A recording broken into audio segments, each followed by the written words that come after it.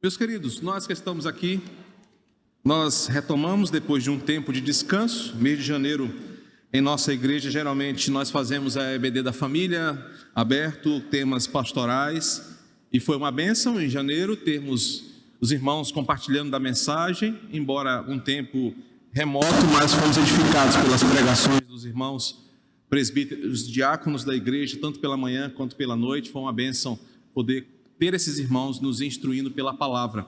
Agora nós vamos retomar de onde paramos. Convido você a abrir a sua Bíblia em Apocalipse, capítulo 17. Nós já estamos em uma ampla jornada no livro de Apocalipse, numa série denominada A Beleza do Fim. Você que perdeu algum dos episódios, você pode acessar o canal da igreja no YouTube. Lá você terá toda a sequência de estudos. Eu quero chamar a sua atenção, pois a exposição de hoje será feita em dois momentos. Dada a complexidade do capítulo 17, nós faremos pela manhã uma caminhada dos versos 7 ao 13, e na noite nós concluiremos o capítulo 17 caminhando dos 14 ao 18, pois são temas amplos, profundos, que nós não podemos acelerar. Então você que veio agora pela manhã, você quiser vir à noite para completar o capítulo 17 presencialmente, será muito bem-vindo. E você que quiser acompanhar da sua casa o restante da exposição, poderá acompanhar pela nossa transmissão.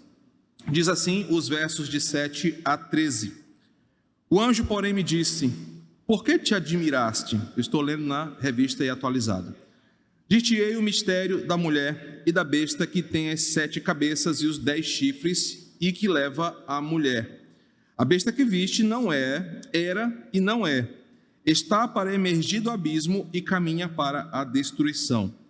E aqueles que habitam sobre a terra, cujos nomes não foram escritos no livro da vida, desde a fundação do mundo, se admirarão, vendo a besta que era e não é, mas aparecerá. Aqui está o sentido que tem a sabedoria. As 7 cabeças são 7 montes, nos quais a mulher está sentada. São também 7 reis, dos quais caíram 5. Um existe e o outro ainda não chegou. E quando chegar, tem de durar pouco tempo. E a besta, que era e não é, também é ele, o 8º rei, e procede dos 7, e caminha para a destruição. Os 10 chifres que viste são 10 reis, os quais ainda não receberam reino, mas recebem autoridade como reis com a besta durante 1 hora. Tem estes um só pensamento e oferecem à besta o poder e a autoridade que possuem. Você já pode perceber a complexidade desse texto pelas expressões verbais usadas aqui pela explicação do anjo. Mas eu sei que você está boiando: pastor, eu não sabia mais nem onde era Apocalipse, e muito menos que a gente estudou já o capítulo 17, né? Eu sei como é que é ser humano, vocês são terríveis, humanos. Mas eu vou lembrar um pouquinho você, né? Na nossa última aula, lá no ano passado, nós vimos que o capítulo 17, ele traz em detalhes a riqueza dos 2 últimos flagelos, a guerra que se levanta contra Deus e contra o seu povo. O capítulo 17, ele expande em detalhes personagens e como a guerra que será levantada a partir do despertamento do 6º e do 7º selo são aqui reveladas. Assim, nós vamos perceber que os personagens dessa trama, daqueles que se levantam contra o Senhor, a artimanha, a estratégia elaborada por eles, serão todas elas derrubadas pelo próprio Senhor. Então, o capítulo 17, ele desmembra o que o capítulo 16 nos conta com detalhes, mas apontando para a beleza do fim. E qual é a beleza do fim aqui? Os inimigos do Senhor finalmente serão todos derrotados, os inimigos serão vencidos para que aconteça o momento final da história consumada, que é então o reino de Deus estabelecido, a igreja e a nova vida. Então nós estamos caminhando já no fim do livro de Apocalipse, entendendo que os capítulos seguintes são uma conclusão de toda a revelação dada a João desde o capítulo 1. E pastor, o que é o conteúdo desta revelação? Para que você lembre novamente, Cristo está sendo revelado para João, Cristo está sendo apresentado para João como aquele que finalmente cumprirá todas as suas promessas. Ele será glorificado, ele será honrado e todos os seus inimigos serão derrotados. João tem a revelação, a partir de um anjo, capítulo 1, versículo 1, que é responsável a conduzi-lo nessas revelações, como a igreja viveria entre a ressurreição de Cristo e a sua volta gloriosa. É sobre isso que trata Apocalipse. Do capítulo 1 ao capítulo 11, Apocalipse nos mostra como a igreja sofrerá através de governos, através de poderes mundiais, através de perseguições religiosas e da frieza espiritual. O livro repete a mesma mensagem, agora dos capítulos 12 até o final, só que mostrando que as investidas não são apenas humanas. O capítulo 12 começa com a revelação de quem está por trás de governos, líderes, movimentos que se levantam contra o cristianismo. O capítulo 12 começa a falar do grande dragão, de Satanás e seus agentes, chamados aqui das bestas que serão usadas por ele. Dos capítulos 12 ao capítulo 14, nós temos a explicação desses personagens. Capítulo 15 e 16, como eles se levantarão com fúria contra o Senhor. Capítulo 17 e 18, como eles serão finalmente derrotados. Havendo esse fim, agora resta-nos apenas uma última etapa, como será a nossa vida eterna com o Senhor. Disso se tratam os capítulos finais de Apocalipse. Mas aqui, refrescando a sua memória, no capítulo 17, nós vimos que João contempla o início da derrota da mulher chamada de Babilônia, a grande mãe das meretrizes. Estamos no capítulo 17, versículo 5, quando João tem essa revelação de que uma mulher é apresentada como sendo a grande sedutora das nações, e como ela, com sua malignidade, destrói, corrói, seduz e se levanta contra a igreja. João é chamado por um anjo, versículo 1, dos 7 anjos que já falaram com João ao longo do livro, não sabemos qual, mas ele é conduzido por esse anjo para ver que a grande opositora de Deus, do reino de Deus, do povo da aliança, vai ser finalmente julgada e destruída. Então o capítulo 17 nos mostra essa mulher e como ela vai ser derrotada. No capítulo seguinte, que nós veremos domingo que vem, se assim o Senhor nos permitir, nós vamos perceber que o julgamento será consumado. Finalmente, a grande Babilônia vai cair. Então, o livro está caminhando para o seu fim e agora nós vamos perceber com detalhes como o capítulo 17 nos enche de esperança. Talvez você saia daqui pela manhã preocupado, porque nós vamos ver a estratégia do inimigo, como o anjo explica para João que o inimigo fará, e somente à noite nós vamos falar sobre soberania, proteção, glória e a vitória do povo de Deus. Por isso, para não misturar as coisas, eu quero que você saia daqui oprimido, vai comer cabisbaixo, triste, aí vai ficar doido para vir para a igreja à noite para ouvir uma mensagem boa, e essa foi a minha estratégia. Bem, capítulo 17, os versículos 1 e 2, você aprendeu que um anjo convida João, João então vai perceber o julgamento dessa mulher. Detalhe importante é que o perfil dessa grande meretriz é salientado no versículo 2, o Anderson me acompanha aí por favor, mostrando que ela é uma mulher audaciosa e muito terrível. O anjo diz que os reis da terra se tornaram seus clientes, ela é uma grande meretriz que seduz e conquista, não a ralé, mas ela conquista os grandes reis da terra para que eles possam servir aos seus caprichos. Isso que os versos 1 e 2 nos apresentam. Ela se torna um grande perigo para o mundo porque ela manipula governos para que façam a sua vontade. Dos versos 3 a 6, nós aprendemos que João descreve os terríveis detalhes dessa mulher, que primeiramente parece sedutora, linda, parece uma mulher aprazível, mas quando João percebe com detalhes, ela se torna um verdadeiro monstro, ela se torna uma mulher terrível em suas ações e em seus desejos. Essa mulher está acompanhada de uma besta, e essa besta nada mais é do que a força que ela tem para enganar as pessoas. E nos versículos 3 a 6, nós percebemos que depois de ver os detalhes, João fica abismado. Versículo 6, porque a mulher estava se deleitando com a morte dos santos. João descreve, versículo 6, que aquela mulher se deleitava com a morte dos crentes, ela se deliciava com o sofrimento do povo de Deus, de tão má que ela era, de tão satânico que era o seu poder influenciador. A expressão que João usa é: eu fiquei admirado com grande espanto. É impossível passar por esse texto sem destacar essa expressão de João. João fica impressionado, pois ele nunca havia contemplado um ser tão maligno, tão mau, tão carrasco, que se deliciava em ver o sofrimento da igreja.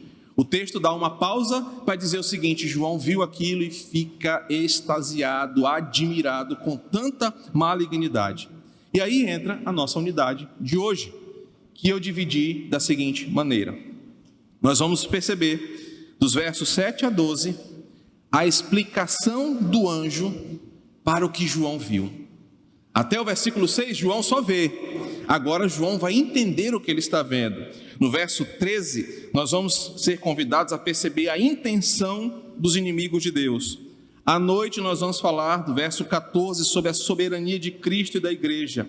Dos versículos 15 a 18, uma explicação final sobre a mulher. E nós vamos aprender a confiar em Deus, independente do tamanho do inimigo que se levante contra nós.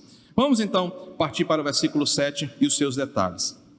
O versículo 7 diz que o anjo, ao ver o espanto de João, a grande admiração, lhe faz uma pergunta.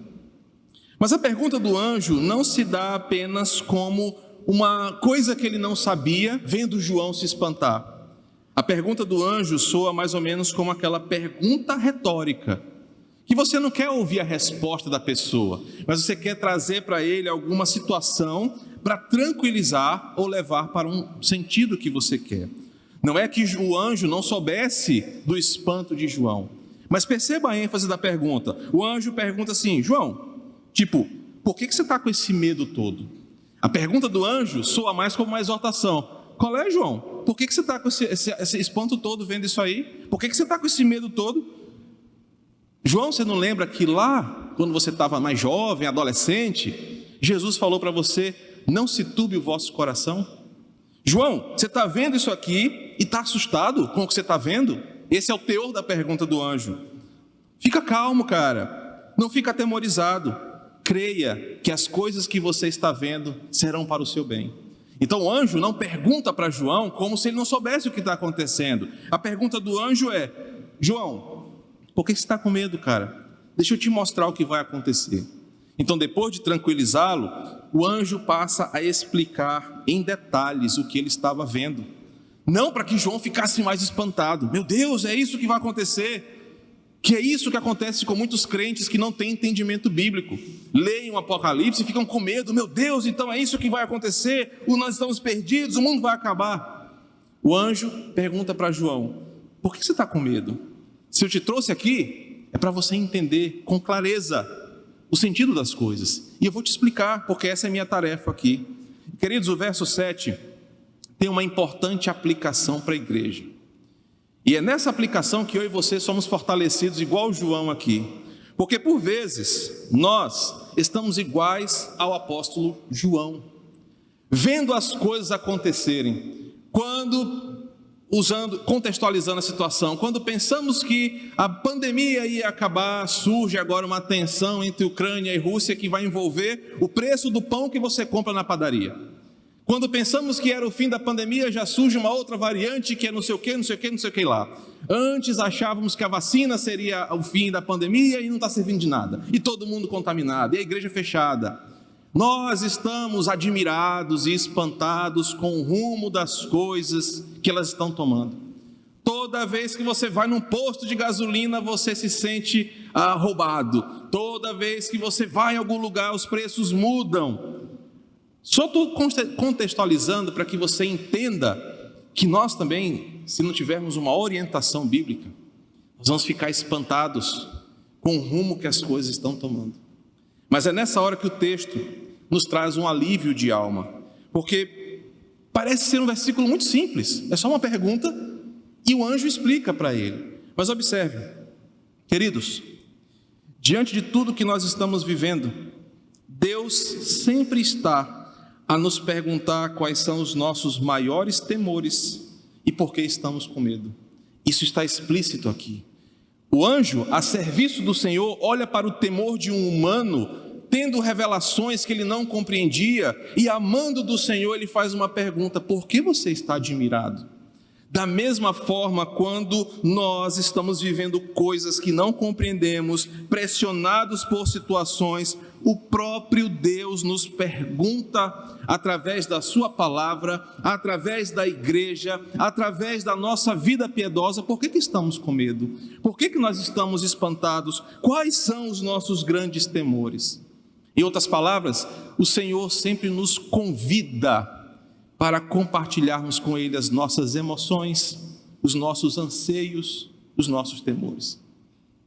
Deus nunca nos deixa desamparados diante do nosso espanto ou sofrimento, sem nos ofertar uma pergunta graciosa para conhecer o nosso coração. E do mesmo modo que o anjo, não é porque ele não conhece, não é porque Jesus vai ficar espantado: meu Deus, o Will, tadinha, Will, eu não sabia que você estava passando por isso. Ele sabe, ele nos criou. Mas o que Ele quer é ouvir dos nossos lábios o que está nos tirando o sono, o que está causando espanto em nosso coração, porque a vida com Deus é muito mais do que uma religião, é um relacionamento com o nosso Criador. O anjo vê João espantado e, amando do Senhor, ele fala: João, não te espanta, ouve, lembra, acredita, da mesma forma que Deus faz conosco. Chico, por que teu coração está aflito? Nixon, por que você está com insônia de madrugada? Black, o que está te deixando ansioso? Não é porque ele não saiba, mas é porque ele quer se relacionar conosco, arrancando fora todo medo, arrancando fora todo anseio, para nos mostrar a sua segurança. O que nos leva a uma segunda aplicação desse simples versículo. Quando Deus nos pergunta, Ele não faz perguntas por não saber o que está acontecendo. Mas toda vez que Deus nos pergunta como estamos nos sentindo, é apenas para nos lembrar que Ele está conosco todos os dias. Às vezes Deus está te perguntando, não é porque: ô Lani, cara, foi mal, estou tão ocupado em manter a paz lá na Síria, cara, que eu esqueci de olhar para ti. Não é isso. É porque Ele quer lembrar: olha, lembra que eu falei, eu estaria com você todos os dias da sua vida até a consumação. Eu estaria ao seu lado, eu prometi, eu estou com você, eu sou o Emanuel. E quando Deus pergunta o que está acontecendo, é só para a gente lembrar: Deus está comigo. Quer eu esteja entrando numa sala de cirurgia, quer eu esteja aflito com os boletos não pagos, quer eu esteja com uma crise no meu relacionamento, quando Jesus pergunta: o que te aflige? Por que você está espantado? É só para nos lembrar: eu estou com você, conte comigo.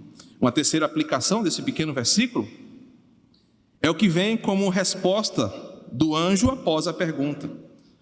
Final do versículo 7, eu te falarei o mistério da mulher e da besta, que tem as 7 cabeças e os 10 chifres.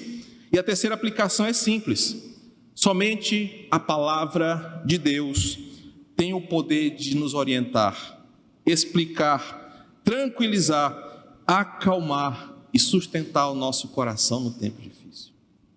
Isso é visto nesse versículo quando o anjo fala o seguinte: João, você está aflito, está espantado, eu vim para esclarecer para o teu coração o que está acontecendo.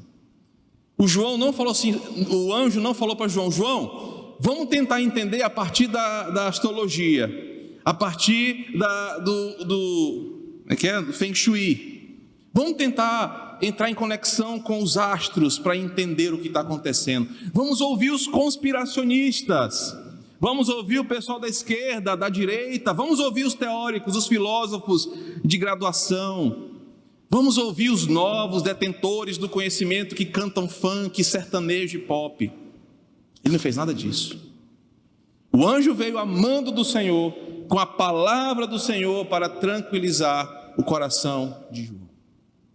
Sabe como isso nos aquece o coração, irmão?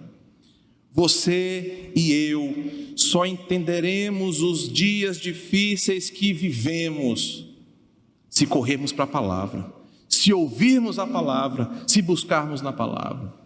As tuas crises emocionais, as tuas crises existenciais, As crises políticas que vivemos, econômicas, sanitárias, não serão respondidas por poderes desse mundo, porque eles são massa de manobra, e é isso que nós vamos ver. Elas serão respondidas pela palavra, é isso que o anjo vai fazer aqui. O anjo não vai apresentar teoria, o anjo vai apresentar o conhecimento que vem de Deus. Perceba que um simples versículo já nos alimenta por uma manhã inteira. O anjo só faz uma pergunta para João: cara, diante do que você está vendo, por que você está espantado? Isso mostra que Deus sempre quer nos ouvir. Não porque não nos conheça, mas para nos lembrar: eu estou com você, pergunte para mim, abra seu coração comigo. E através da sua palavra, Ele vai nos orientar. Versículo 8 até o versículo 12, de fato, são versículos construídos já no original, mas nas traduções a coisa ainda piora, com tempos e expressões verbais de difícil conexão. É um tal de era e não é, foi e não foi, aqui e acolá, é uma confusão doida. Por isso que eu quero, com bastante detalhe, tranquilidade, tentar ajudar você a entender esse trecho da Escritura. De fato, quem lê, principalmente na minha versão, que é a revista atualizada, não dá para entender o sentido da coisa. Mas observe que em todo esse trecho, João está ouvindo da boca do anjo de que a besta se levantou. E por mais que a besta tenha se levantado contra Cristo e seus eleitos desde o começo, a expressão é: a besta que viste, ela era, significando que ela se levantou muito antes de próprio João existir. No capítulo 12, volte sua Bíblia, nós aprendemos que esta besta, ela se levanta juntamente com o dragão, numa queda como um sinal do céu, que veio perseguir o povo da aliança desde o começo da história. Então, se eu pudesse colocar um tempo aqui, o anjo está dizendo: cara, você está vendo esse inimigo aí, essa mulher e essa besta? Eles não são de agora. E é importante a conexão que o anjo faz aqui. Não é Nero, não é Bolsonaro, não é Hitler, não é Stalin, não são pessoas. O anjo faz questão de desmistificar um dos grandes problemas que a teologia teve ao longo da história por interpretar de forma errada o livro de Apocalipse, querer achar que o anjo está falando de pessoas. Esse bem aqui, vige pelo formato do bigode a Sarney, está bem aqui escrito, não é isso. O anjo está dizendo: essa besta aí que você está vendo atormentar a igreja não é um homem, mas é uma força, um poder espiritual, um personagem que surgiu para perseguir a igreja, e ele é antigo. Os que se levantam contra a igreja se levantam sob a sua sedução, se levantam sob o seu controle, mas eles não são o mal é muito maior do que eles. Então, João, essa besta que você está vendo, ela se levantou lá no começo. Mas, João, ela jamais conseguirá alcançar os seus objetivos. Ela sempre será derrotada, por isso que o texto fala: ela era e não é. Ela está para emergir do abismo, mas caminha para a destruição.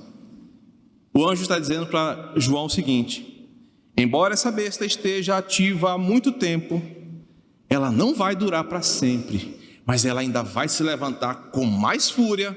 Mas mesmo assim, ela vai caminhar para a sua derrota. O que João está ouvindo? O inimigo já está há muito tempo no nosso meio. A cada nova era, ele se levanta com uma forma diferente e um poder diferente. Nos últimos tempos, as coisas vão piorar, mas ela caminha para a destruição. João está sendo alertado que nos últimos dias nós sofreremos ainda mais. João está sendo alertado que o inimigo está se preparando, está agindo, está se levantando contra a igreja para uma investida final. Mas olha a garantia que ele tem no versículo 8: ela vai se levantar, ela vai emergir do abismo. Nós aprendemos isso no versículo capítulo 13, mas ela caminha para a destruição. O que João está ouvindo é que nos últimos dias as coisas não serão camufladas, e como nós estamos vendo isso hoje, irmãos. Só mesmo flamenguista para não ver. Antigamente as coisas eram debaixo dos panos. Você não via o rosto de Satanás tão escancarado nas atitudes das coisas. Mas se você perceber, as coisas hoje estão explícitas, estão abertas. Não há mais nenhum motivo do mundo para esconder a sua motivação. E é isso que o anjo está dizendo: olha, ele vai se levantar, nos últimos dias a coisa vai ser revelada com tanta clareza que ninguém vai conseguir não ver que é a mão do diabo nas coisas ali. Não sei se você está percebendo isso, mas algumas gerações atrás, o mal sempre existiu, o pecado sempre foi uma sedução, mas era camuflado. Não haviam políticas abertas a favor do aborto, não haviam políticas de perseguição contra a igreja, não havia uma política internacional de opressão contra o reino de Deus e o seu povo. Hoje há, e as coisas são apoiadas pela grande massa. João está ouvindo o que nós estamos vivendo. Nos últimos dias, essa besta que vai se manifestar, vai emergir do abismo, ela vai se revelar para o mundo. Agora o detalhe é que, embora pareça que ela vai vencer, a sua vitória terá pouca duração, porque ela caminha para a destruição. E na segunda parte do versículo 8, o anjo revela que existe um grupo que se admira, se maravilha, e a palavra usada pelo escritor aqui é no sentido de adoração, que vai adorar essa besta pelas coisas que ela fará ou que vai oferecer. Se eu pudesse contextualizar aqui, serão aqueles que vão se admirar e vão se aliançar com ela para terem alguma sobra para si.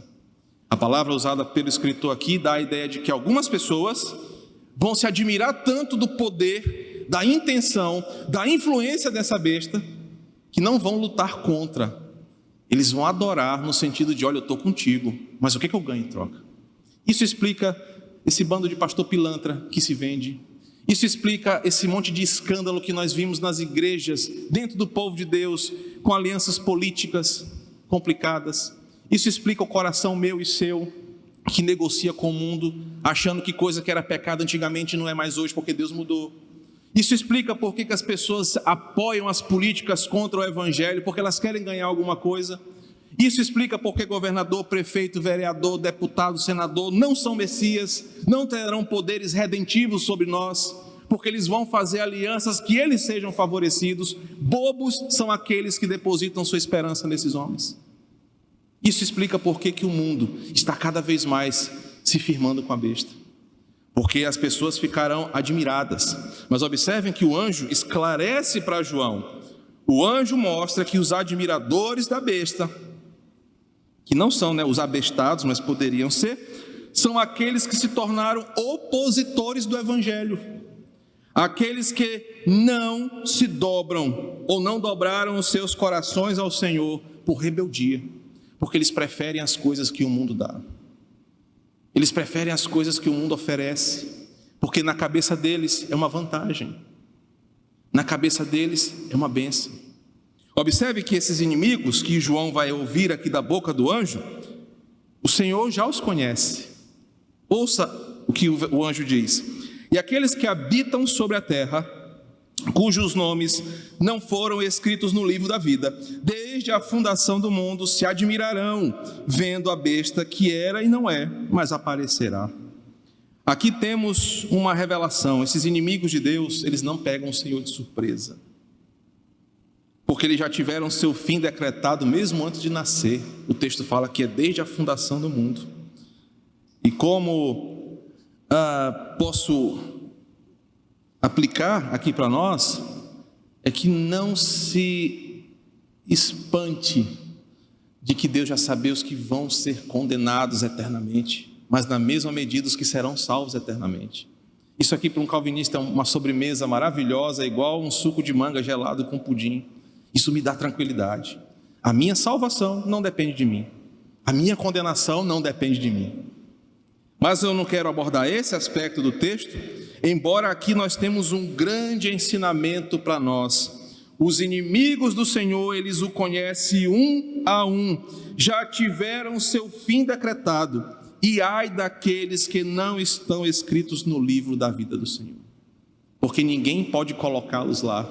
Eles não vão dar propina para entrar, igual às vezes você já fazia na fila da Boate Gênesis. Você conhecia o porteiro e pedia para o cara deixar você entrar na frente dos outros. Isso não existe no reino de Deus.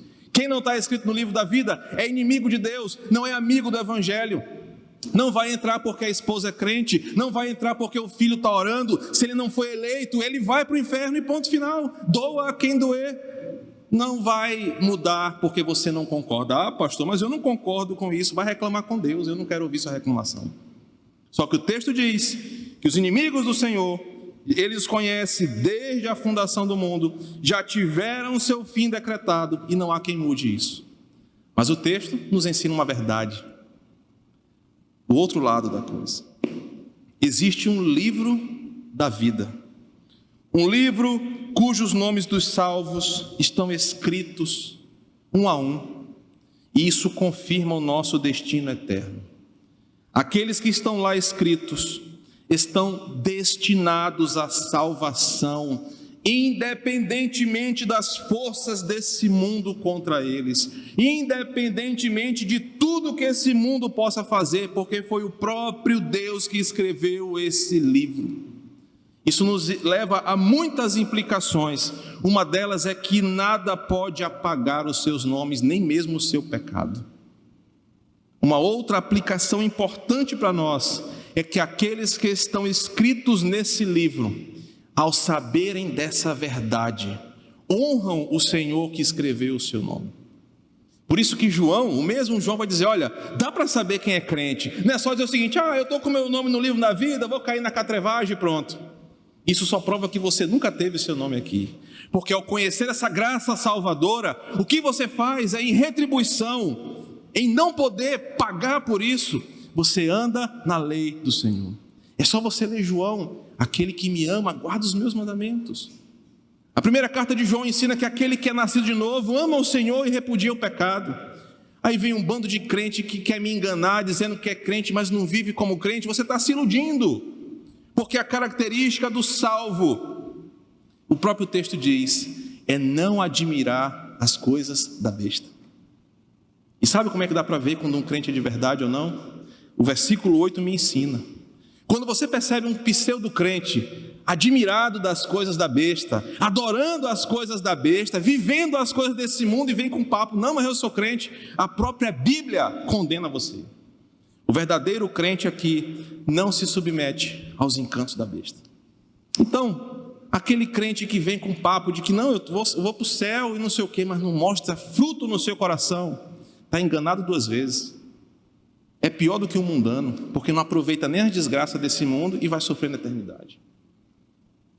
Mas para nós que somos salvos, que perseveramos pela ajuda do Espírito Santo, que somos conduzidos por Ele e não por nós, a garantia que esse livro nos mostra, desse versículo nos mostra, é que existe um livro da vida. E que se o meu nome está lá, pode se levantar o inferno inteiro contra mim. Pois Paulo disse, nem fome, nem poderes, nem alturas, nem principados, nem potestades. Nada poderá mudar essa verdade. O versículo 9 nos ensina, como uma forma de esclarecimento, e esclarecer ainda mais o sentido daquilo tudo que João estava presenciando, o anjo fala o seguinte, olha, João, aqui está o sentido que tem sabedoria. O anjo esclarece o sentido mais amplo de tudo que João está vendo, com um princípio que eu tenho ensinado para os irmãos até aqui. O livro de Apocalipse é um livro de uma visão representativa, um simbolismo representativo. Não haverá essa mulher, a dama de vermelho que cantou Bruno e Marrone, não haverá essa besta, não haverá esses personagens mitológicos de carne e osso. Tudo aqui, nas visões que João tem, são um simbolismo representativo. E esse é o ponto onde o anjo esclarece para João. João, o sentido aqui é o seguinte, ao invés de você ficar procurando quem é essa mulher, quem são essas cabeças, quem são esses reis, entenda o sentido de tudo. A intenção da visão nunca foi apenas de apresentar essa mulher sanguinária, essa Jezabel, ou esse ser bestial como sendo eles os inimigos daqueles filmes que a gente assiste na Netflix, de monstros que se levantam e a humanidade cria os robôs para atacá-los. Não é isso que Apocalipse está mostrando, mas com um simbolismo representativo, abrir os olhos de João para que ele entenda o que a igreja vai enfrentar.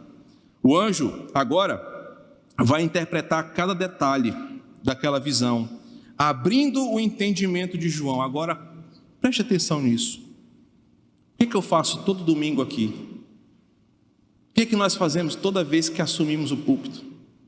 Às vezes com o coração cheio de alegria, às vezes injuriado porque você não faz o que a gente pede, às vezes decepcionado porque vocês não estão nem me escutando. O que nós fazemos é exatamente o que o anjo faz aqui, abrindo a Bíblia, explicando a visão, para que o crente possa viver com sabedoria. Paulo disse isso: olha, nos últimos dias os homens serão insensatos, e só terá sensatez quem olhar para a Escritura e entender o que está acontecendo. João está vendo aquele monstro se debatendo, aquela mulher cheia de sangue. Ele, cara, deixa eu te explicar o que está acontecendo, de um jeito que você possa viver com sensatez, não só você, mas a igreja. Queridos, isso é o papel do pastor. Eu digo isso e repito todas as vezes que posso: meu papel não é construir igreja, eu não sou engenheiro, eu não sou pedreiro, eu não sou eletricista.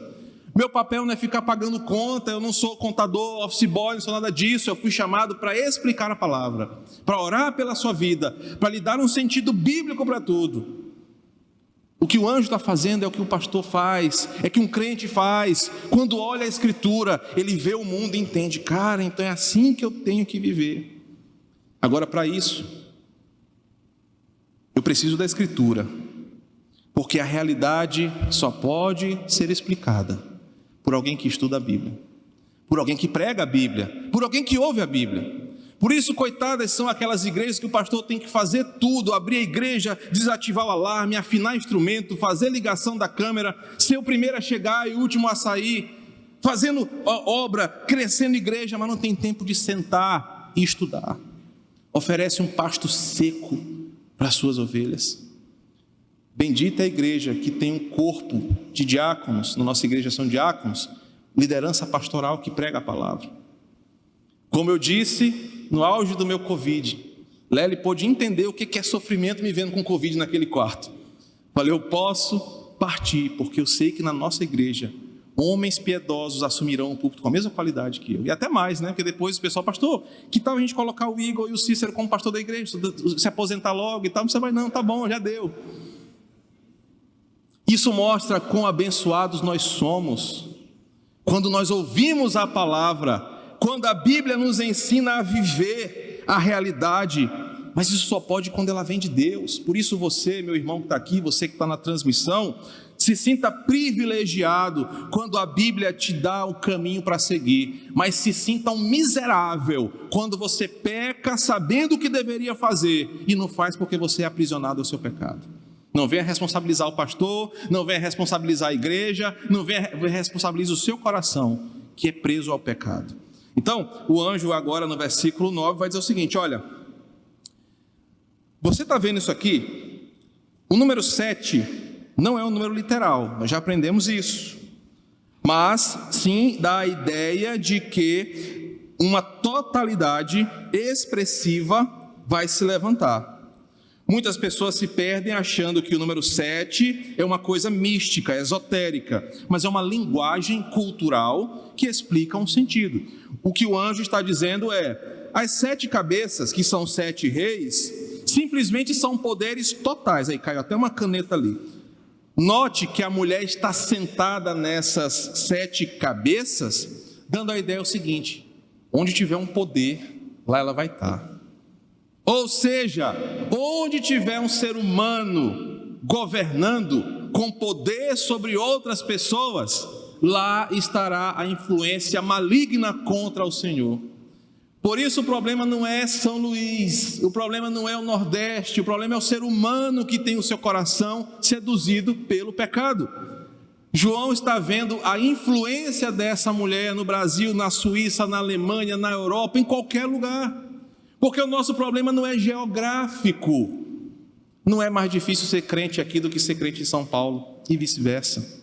O problema é onde houver o coração humano, lá terá a influência dessa mulher. Um comentarista diz que os 7 reis representam o poder opressivo do governo do mundo ao longo de todo esse tempo, que arroga para si prerrogativas divinas e persegue o povo de Deus. Toda luta é religiosa, pois todo mundo se volta contra a palavra de Deus. Todos os reis da terra significam todos os 7 montes aqui que se levantarão contra o Senhor. Então não adianta a gente querer fugir, não, pastor, vou morar no interior, vou comprar uma casinha lá, porque lá vai ser mais fácil. Não vai. Onde tiver ser humano, lá haverá a influência do mal.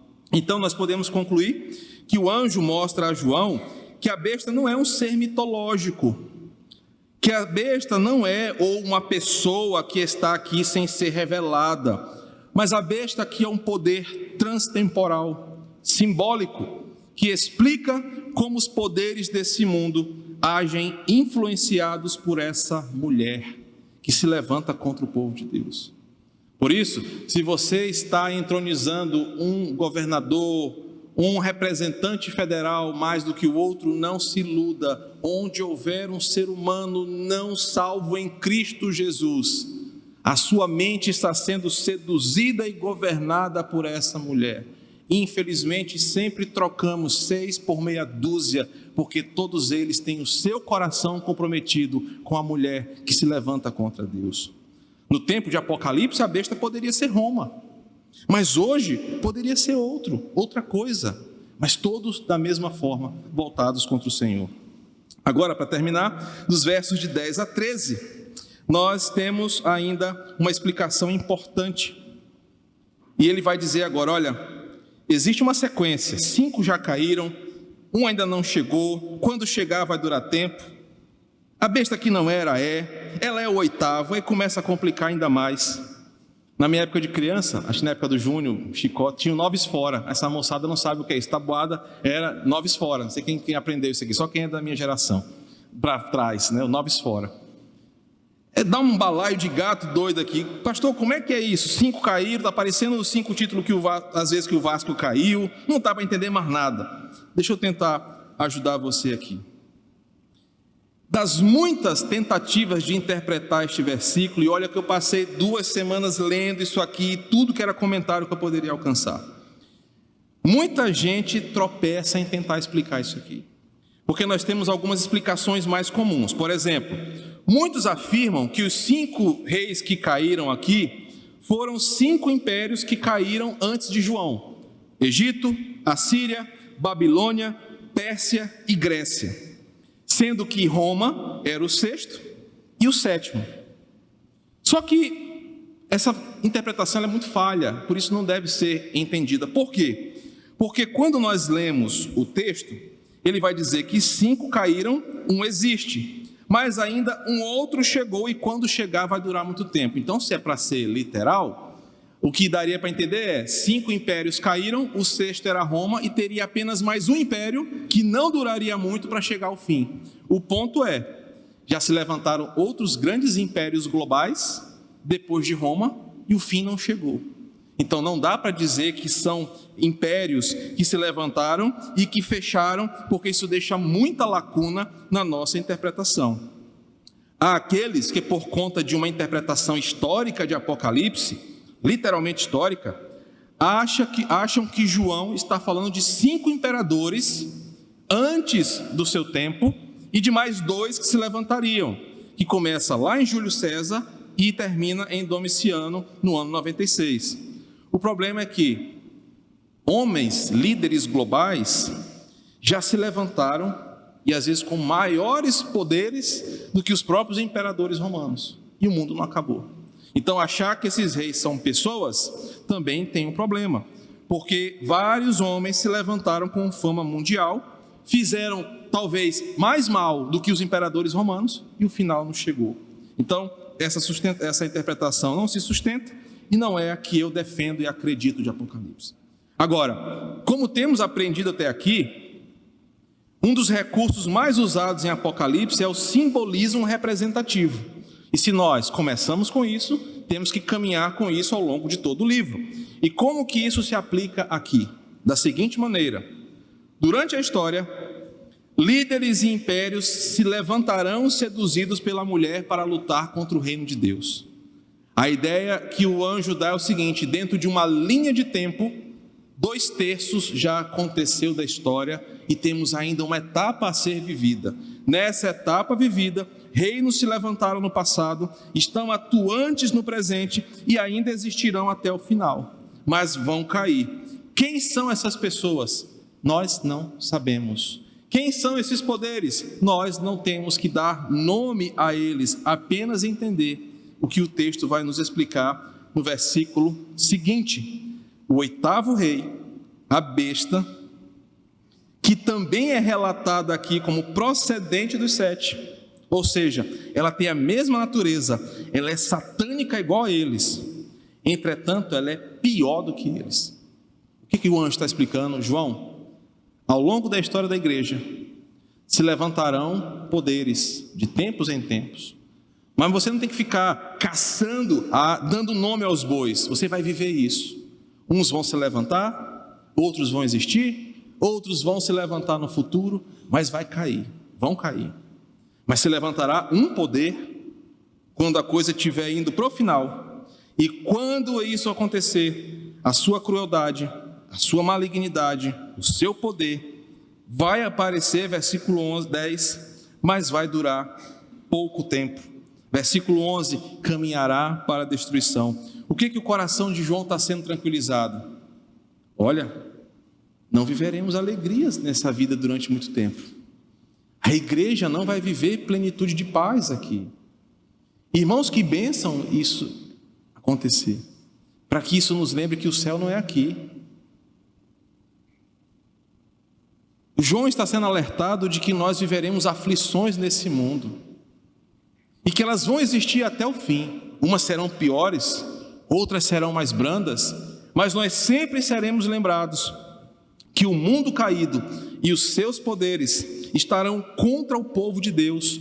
Nunca vai haver paz e aliança entre as trevas e a luz, porque, olhe atentamente, Anderson, acorda, versículo 13. Todos esses reis, todos esses poderes, todo tipo de governo do mundo caído tem uma só intenção. Todos estes têm um só pensamento e oferecem à besta e não a Deus o poder e a autoridade que possui. O que João está sendo alertado aqui então, irmãos? Que serve para nós? O que nós estamos vivendo é parte de um plano que Deus estabeleceu. A pandemia, a corrupção, a guerra, a iminência de uma nova guerra, não pegou Deus de surpresa. João foi alertado, isso vai acontecer. Deus o livre de explodir essa guerra aí.